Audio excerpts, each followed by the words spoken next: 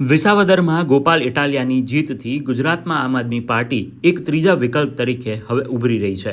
તેવામાં ગોપાલ ઇટાલિયાની વધતી લોકપ્રિયતાના કારણે મોટી સંખ્યામાં લોકો આમ આદમી પાર્ટી સાથે હવે જોડાઈ રહ્યા છે। તેવામાં પૂર્વ મંત્રી અને ધારાસભ્ય જવાહર ચાવડાના ટેકેદારો જ આપમાં જોડાતા ખળભળાટ મચી ગયો છે।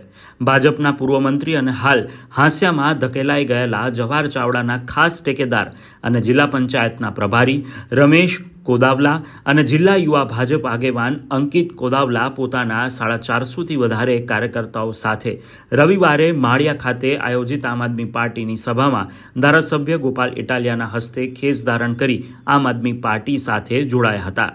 પ્રદેશ ભાજપના કારોબારી સભ્ય અને સમસ્ત સગર સમાજના પ્રમુખે ભાજપ સાથે છેડો ફાડતા પ્રદેશ ભાજપમાં ભડકો થયો છે।